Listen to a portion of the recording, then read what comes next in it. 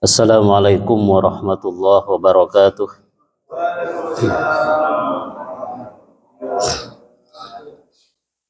Bismillahirrahmanirrahim. Alhamdulillahi rabbil alamin. Nahmaduhu wa nastaghfiruhu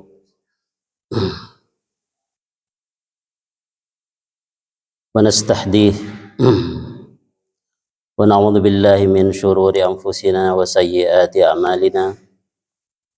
May yahdihillahu fala mudilla lahu wa may yudlilhu fala hadiya lahu. Asyhadu an la ilaha illallah wahdahu la syarika lahu wa asyhadu anna nabiyyana wa habibana Muhammadan abduhu wa rasuluh. Salawatullah wa salamuhu alaihi wa ala alihi wa ashabihi wa man ittaba'a hudahum ila yaumiddin. Qala Allah Ta'ala fil Qur'anil Karim. A'udzu billahi minasyaitonir rajim. Bismillahirrahmanirrahim. Qad aflaha man zakkaha wa qad khaba man dassaha. Amma ba'du. Hadirin hadirat jamaah salat subuh yang dimuliakan oleh Allah Subhanahu wa taala. Marilah kita panjatkan puja-puji syukur kehadirat Allah Subhanahu wa taala yang telah memberikan kita banyak kenikmatan, yang telah memberikan kita banyak karunia sehingga kita dapat menjalankan aktivitas sehari-hari, aktivitas duniawi maupun juga aktivitas ukhrawi. Itu semata-mata karena adanya nikmat yang diberikan oleh Allah Subhanahu wa taala, yang harus kita selalu sadar, harus selalu kita sadarin, dan harus kita selalu akui nikmat-nikmat itu agar kita menjadi hamba Allah, agar kita menjadi hamba Allah yang sesuai aturannya, sesuai aturan yang diturunkan olehnya untuk kehidupan di dunia ini. Hadirin bapak-bapak, ibu-ibu yang dimuliakan oleh Allah Subhanahu wa taala, juga tak lupa semoga salawat dan salam selalu tercurah limpahkan kepada Nabi kita, Nabi besar Muhammad sallallahu alaihi wasallam, serta segenap keluarganya dan para sahabatnya, juga para tabi'in dan tabi'it tabi'in, serta juga orang-orang yang mengikuti petunjuk mereka hingga hari kiamat, yang insya Allah juga termasuk kita. Semoga kita selalu diberikan bimbingan oleh Allah Subhanahu wa taala, diberikan perlindungan sehingga kita selamat di dunia sampai akhirat. Jamaah pengajian salat subuh yang dimuliakan oleh Allah Subhanahu wa taala. Tentu kita telah mengetahui bersama bahwa kita hidup ini tujuan utamanya yaitu untuk beribadah. Ya. Itu tujuan utama, tujuan terpenting kita dihidupkan oleh Allah Subhanahu wa taala yaitu untuk beribadah kepada Allah Subhanahu wa taala. Ya. Apakah dari manusia yang diciptakan oleh Allah Subhanahu wa taala semuanya itu menyadari hal ini? Kadang-kadang setelah banyaknya kesibukan kita, aktivitas keduniaan ini kadang-kadang sering terlupakan. Bahkan sering tidak terlintas dalam diri kita bahwa tujuan utama kita hidup ini itu untuk beribadah kepada Allah. Ya. Banyak sekali yang ingin memalingkan kita dari tujuan ini. Ya. Bahkan kadang-kadang itu angan-angan terlalu panjang. Ya. Saking terlenanya dengan kehidupan dunia ini, terlalu panjang semuanya itu terpikirkan. Tapi tahu-tahu umur sudah 50 tahun ya.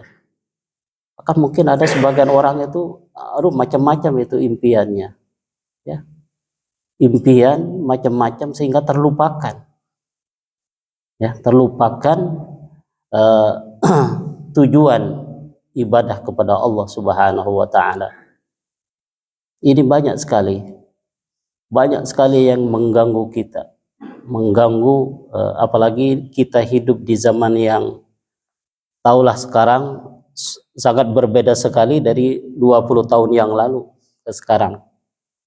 Jadi perubahan hidup ini begitu cepat, ya, begitu cepat sekali, sehingga ini mungkin orang yang hidup 20 tahun yang lalu tidak terbayangkan kehidupan seperti sekarang ini. Coba kalau kita membayangkan kehidupan kita sebelum 30 tahun yang lalu, berarti kita masih berumur berapa tahun?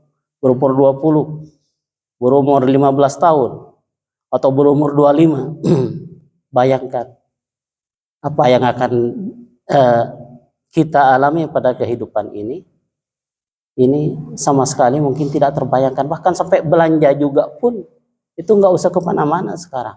Kalau mau, ya, sudah bisa dari rumah.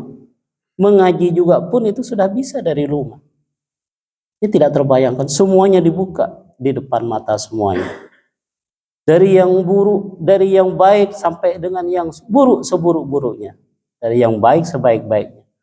Maka tergantung kita itu bagaimana mengatur kita menyikapi keadaan seperti ini.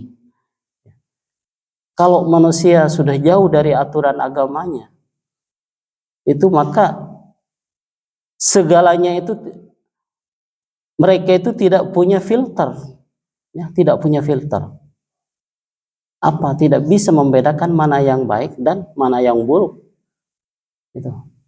Tapi alhamdulillah, merupakan nikmat yang besar yang diberikan oleh Allah kepada kita. Kita itu masih digerakkan hati kita untuk melangkahkan kaki ke masjid.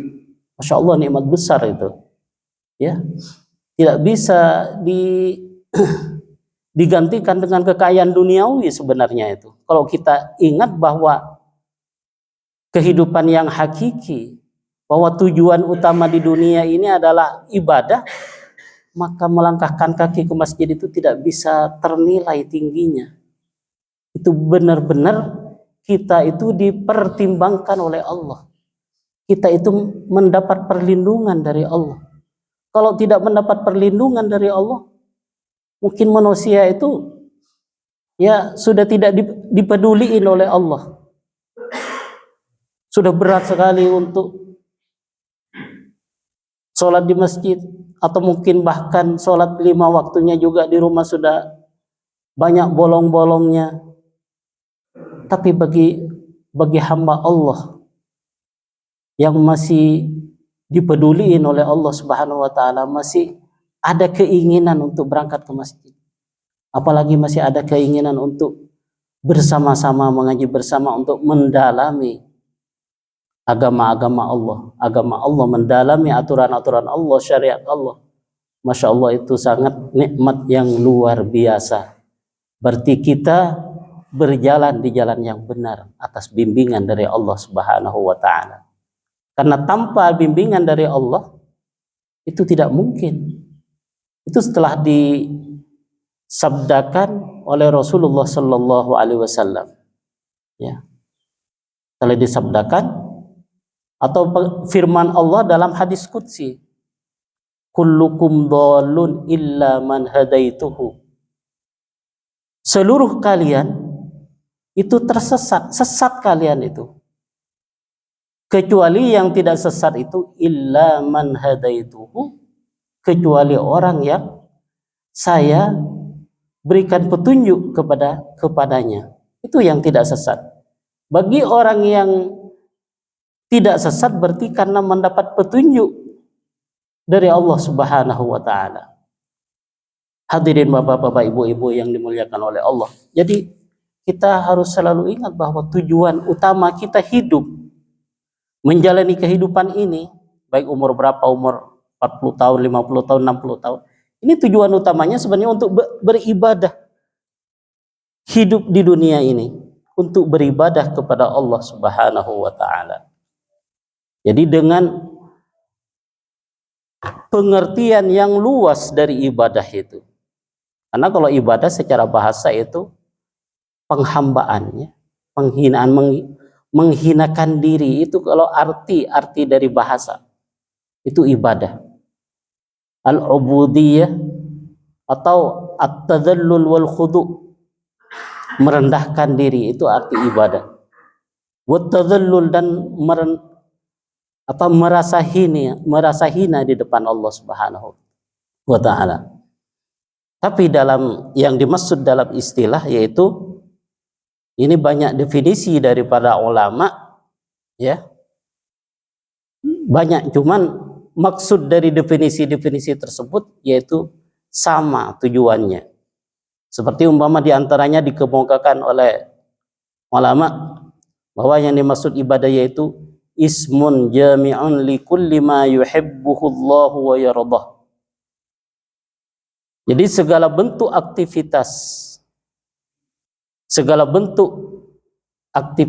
yang diridhoi oleh Allah Subhanahu wa taala, yang dicintai oleh Allah Subhanahu wa taala, baik berupa tindakan ataupun perkataan, itu segala bentuk itu,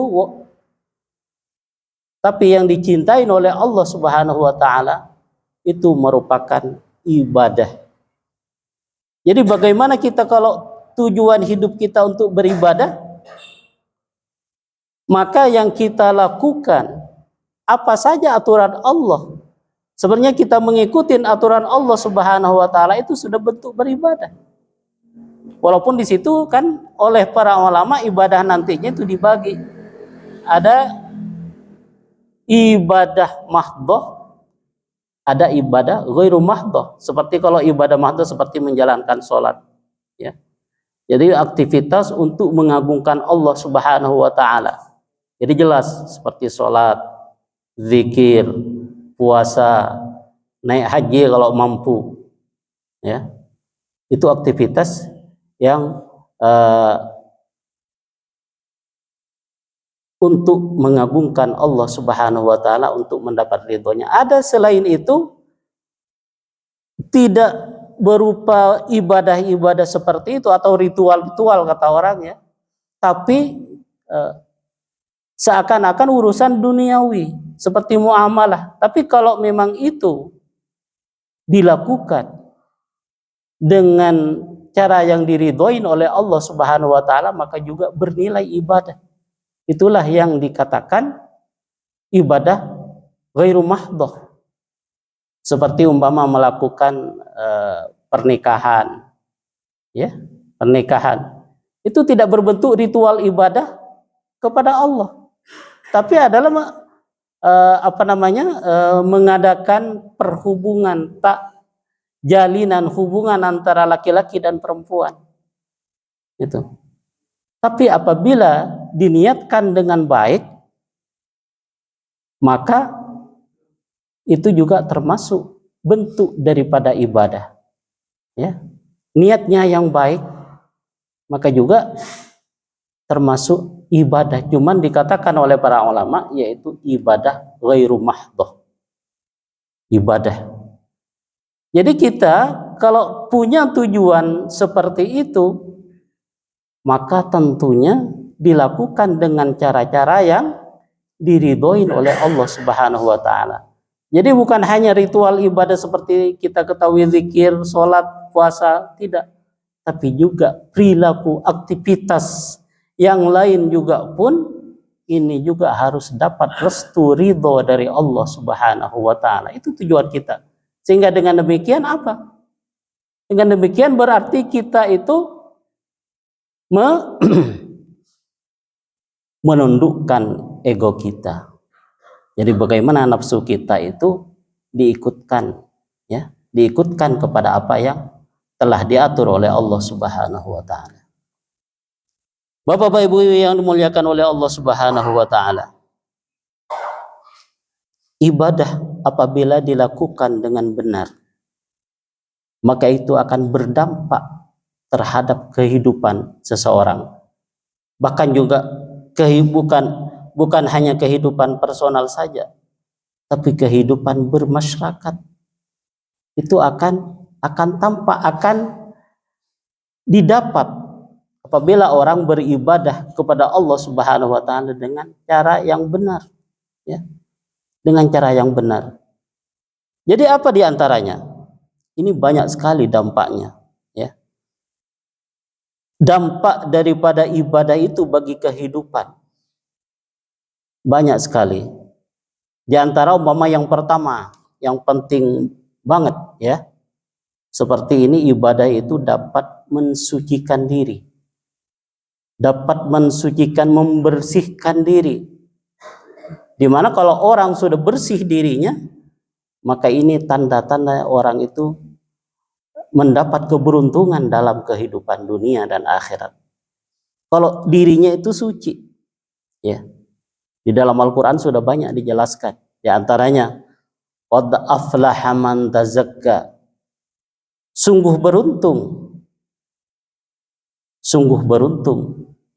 orang yang mensucikan dirinya. Atau qad aflaha man zakkaha. Sungguh beruntung orang yang mensucikan dirinya, ya. Termasuk pensucian diri yaitu dengan melakukan ibadah kepada Allah Subhanahu wa taala, tapi dengan cara yang benar. Dengan cara yang benar ibadahnya. Jadi aktivitas ibadah itu bukan hanya dilakukan seperti biasa-biasa berarti. Ini juga menjadi renungan bagi kita, ya. Apakah kita itu dengan beribadah ini telah terasa pada diri kita, yaitu diri kita sudah suci. Ini menjadi renungan. Jadi diusahakan, berarti kita harus selalu berusaha agar ibadah yang kita lakukan ini benar-benar mensucikan diri kita, ya. Mensucikan diri ini menjadi suci. Seperti umpama kita melaksanakan sholat, maka sholatnya harus khusyuk. Bagaimana caranya agar sholat kita khusyuk? Jadi mungkin dari pertama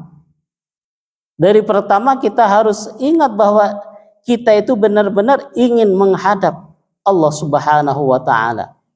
Ingin bermunajat dengan Allah Subhanahu wa taala. Itu harus selalu ingat. Kemudian setelah dalam sholat kita ingat pada hal-hal lain urusan duniawi, dipalingkan lagi agar ingat kepada Allah. Kita sedang ada di hadapan Allah Subhanahu wa taala. Karena pada intinya sholat itu adalah untuk mengingat Allah Subhanahu wa taala, sehingga tidak pantas apabila ketika sholat kita mengingat urusan duniawi. Tapi tetap saja kadang-kadang setan itu selalu mengganggu kita, ya, mengganggu kita. Ketika sholat kita ingat apa yang sedang kita lakukan sebelum sholat, ya. Dipalingkan lagi ingat kepada Allah. Setelah itu ada berapa menit lagi, berapa detik lagi mungkin ingat lagi urusan duniawi. Dipalingkan lagi ingat kepada Allah. Oh iya, saya sedang bermunajat kepada Allah. Gitu. Jadi terus selalu begitu. Seakan-akan ada pertikaian antara khusyuk dengan urusan duniawi. Bahkan pahala sholat itu dari seseorang dengan orang lain itu akan berbeda. Jadi sholat yang dinilai pahala oleh Allah Subhanahu wa taala, yang mendapat bagian yaitu hanya yang ingat kepada Allah, sedangkan yang tidak ingat kepada Allah itu tidak akan mendapat pahala yang sempurna yang telah dijanjikan oleh Allah. Itu. Jadi tidak ada dalam bagian sholat itu pahala yang sempurna kecuali kecuali pada waktu-waktu ketika itu ingat kepada Allah Subhanahu wa taala. Jadi kalau banyak ingatnya kepada Allah, banyak pahala sempurnanya. Ya. Jadi itu berbeda-beda. Ini. Jadi kita usahakan melakukan sholat dengan khusyuk. Qad aflahal mu'minun alladzina hum fi sholatihim khashi'un. Sungguh beruntung orang-orang mukmin. Itu yang pertama, yaitu orang yang alladzina hum fi sholatihim khashi'un, yaitu orang yang di dalam sholatnya khusyuk dalam menjalankan sholat. Sehingga ketika kita sholat itu kurang khusyuk, maka perlu dikhusyukkan, perlu diusahakan, perlu diperjuangkan, ya. Maka cara-cara yang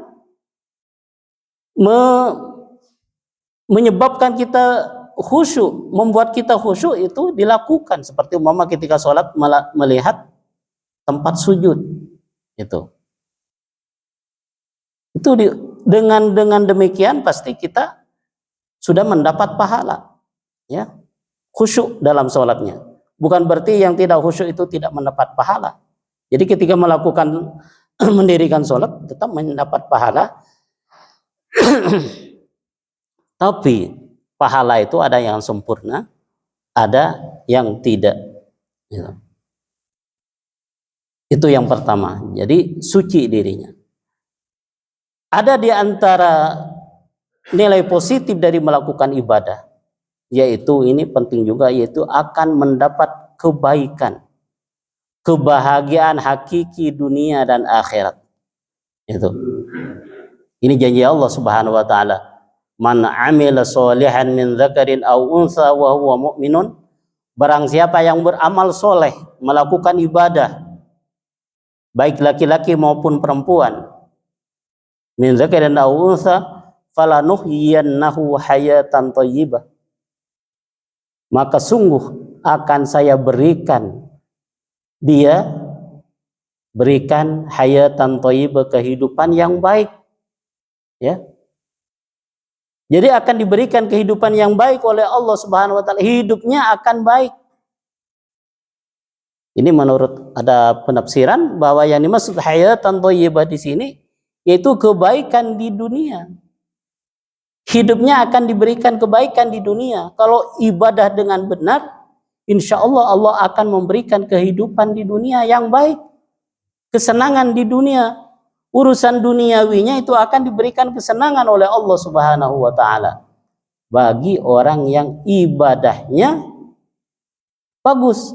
Sehingga dengan demikian kita termotivasi untuk membaguskan ibadah kita kepada Allah. Jadi rutinitas sehari-hari, sholat 5 waktu, pergi ke masjid, kemudian sholat sunnah di rumah ataupun di masjid juga, itu sudah aktivitas sehari-hari, sudah bagus ibadahnya, maka Allah akan berikan kehidupan yang baik, hayatan thayyibah. Kemudian di akhirat beda lagi. Di dunia juga pun ini akan diberikan keluasan hidupnya oleh Allah Subhanahu wa taala. Ini nilai positif, pengaruh dari melakukan ibadah dengan baik kepada Allah Subhanahu wa taala. Sehingga kita itu merenungkan, apabila masih kurang berarti ibadah kita masih kurang bagus. Baguskan lagi. Karena kalau orang berpaling dari ibadah itu, berpaling dari aturan-aturan Allah, maka kebalikannya oleh Allah Subhanahu wa taala akan disempitkan kehidupannya. Wa man a'rada an dzikri fa inna lahu ma'isyatan dongka. Barang siapa yang berpaling dari dari ingat kepadaku, dari aturanku, ya, dari syariatku, maka ia akan mendapat kehidupan yang sempit, ya, kehidupan yang sempit. Wa nahsyuruhu yaumal qiyamati a'ma, dan di akhirat akan dikumpulkan dalam keadaan buta di akhirat, ya, itu karena kembalinya kehidupan semuanya kepada akhirat. Semua yang hidup kembali nanti kepada akhirat. Maka bagi orang yang berpaling dari aturan Allah Subhanahu wa taala nanti di akhirat akan dibangkitkan dalam keadaan buta oleh Allah Subhanahu wa taala. Itulah aturan Allah. Itulah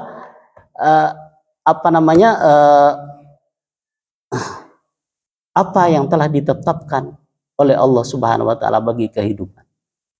Sehingga kita di dunia ini harus berani untuk mematuhi aturan-aturan yang telah diturunkan oleh Allah Subhanahu wa taala. Jadi di dunia itu mendapat kehidupan baik, kemudian di akhirat wala najziyannahum ajrahum bi ahsani ma kanu ya'malun. Dan akan saya balas mereka, pahala mereka dengan lebih baik dari apa yang mereka kerjakan. Jadi di dunia dapat, di akhirat juga akan mendapat balasan yang sempurna yang akan diberikan oleh Allah Subhanahu wa taala. Itu nilai positif yang akan diberikan bagi orang yang beribadah dengan baik dan benar. Di antaranya juga itu akan mendapat kemudahan dalam segala urusan duniawi. Di dunia itu janji Allah, wa may yattaqillaha yaj'al lahu makhrajan.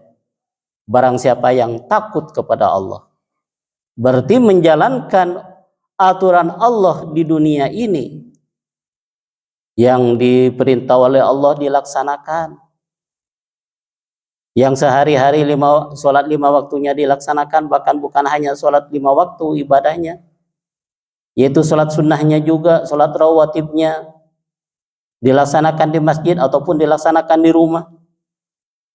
Kemudian juga sholat-sholat selain sholat rawatib, ada yang bisa melaksanakan sholat duha, yang diantara hikmahnya juga Allah mudahkan rizkinya dengan sholat duha. Walaupun kita tidak niat untuk dimudahkan rizki, sholat duha semata-mata untuk mendapat ridho dari Allah, karena itu aturan Allah dilaksanakan, tapi otomatis Allah akan mudahkan rizkinya.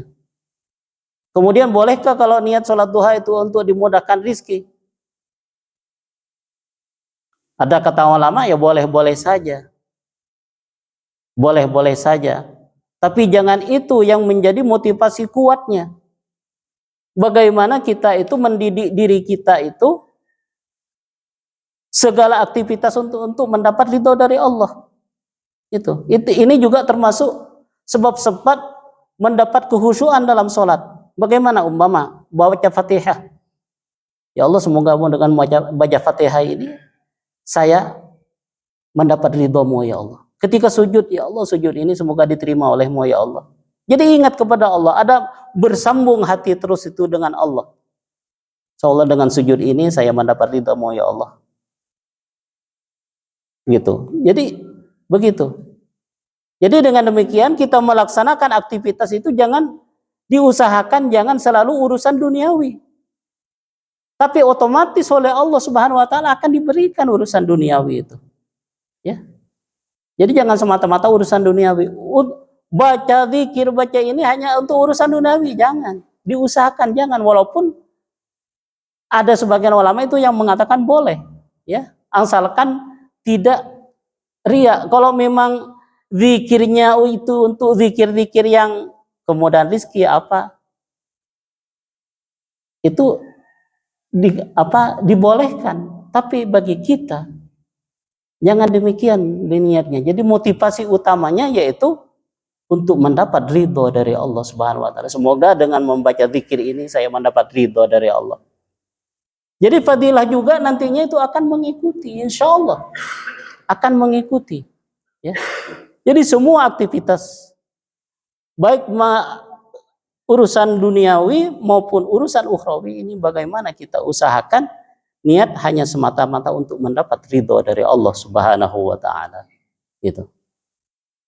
Jadi sholat tahajudnya juga, sholat witirnya, apabila diberikan kesempatan oleh Allah, ada kemauan, Masya Allah itu orang yang bisa melaksanakan semua itu.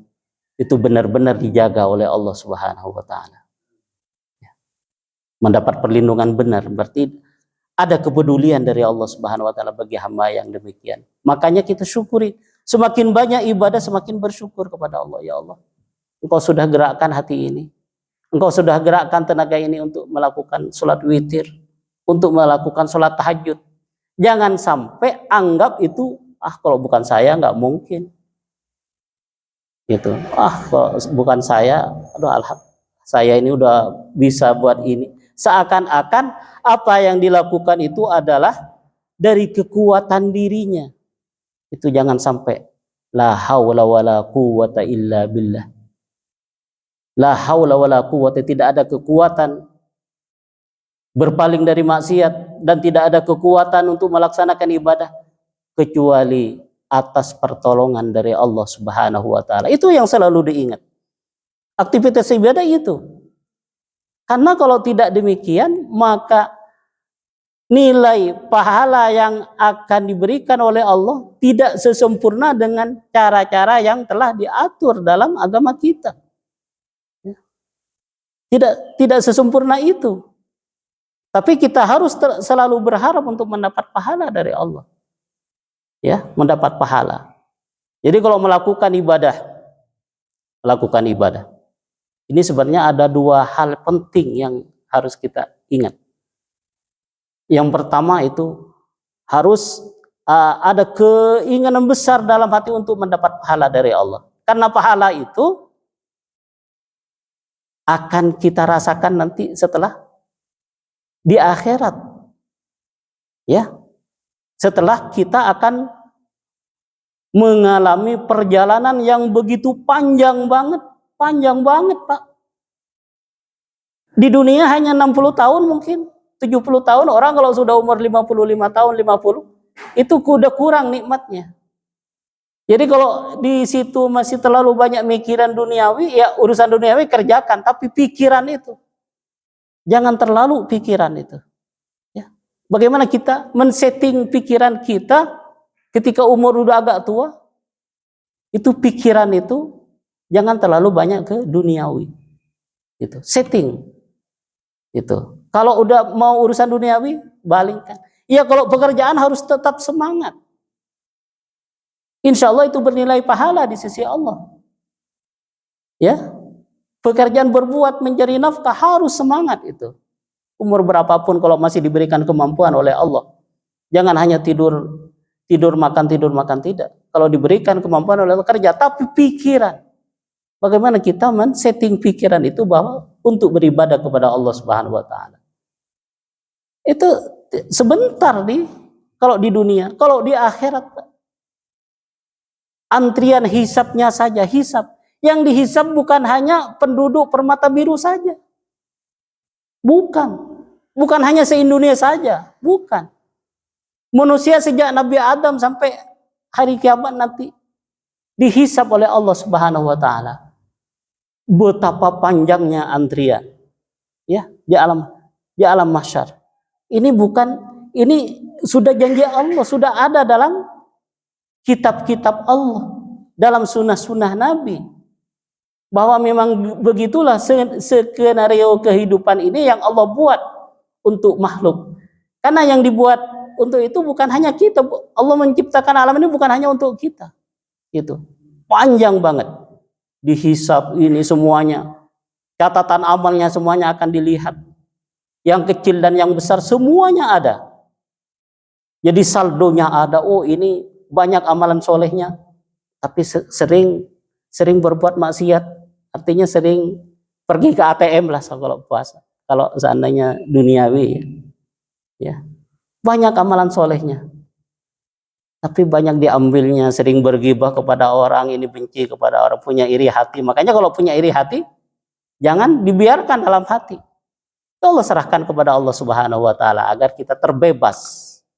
Begitu, terbebas dari hal-hal seperti itu, dari hal-hal negatif dalam hati, bersihkan, sucikan hati ini.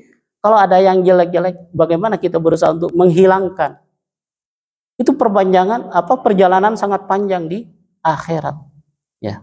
Sehingga itulah nanti apa yang kita laksanakan itu itu akan kita manfaatkan di situ, bermanfaat. Sedangkan di situ tidak bisa, tidak ada penolong kecuali pertolongan dari Allah Subhanahu wa taala. Tidak ada bisa menolong. Anak mau menolong tidak bisa kecuali atas izin Allah. Ya, istri mau menolong, suami menolong tidak bisa, orang tua menolong tidak bisa. Kecuali semuanya atas izin dari Allah Subhanahu wa taala. Wala yajiduna lahu waliyan wala nasira, kan begitu. Mereka tidak menemukan wali kekasih dan yang menolong nanti di akhirat kecuali atas pertolongan dari Allah Subhanahu wa taala. Jadi semuanya itu akan didapat ketika itu. Makanya kita itu berbuat itu di dunia, rugi kalau berbuat ibadah itu hanya untuk mendapat pujian dari orang. Pikiran harus setting, ya, pikiran, hati harus setting di situ. Kalau ada keinginan sedikit pun seperti itu harus dibuang, jangan dibiarkan, begitu, dibuang.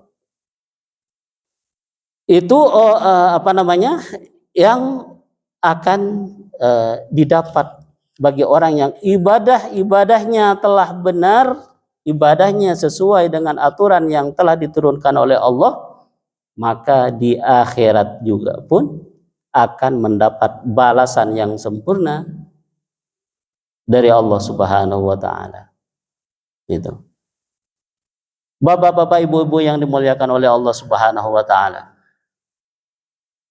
Jadi ini beberapa hal yang akan didapat bagi orang yang ibadah dengan benar kepada Allah Subhanahu wa taala. Ya.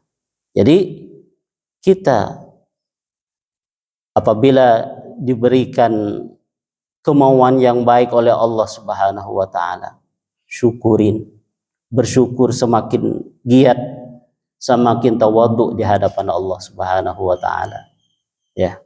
Semakin tawadhu dan ingat bahwa tujuan kita hidup di dunia ini, tujuan terpentingnya yaitu untuk beribadah kepada Allah Subhanahu wa taala, tujuan utamanya.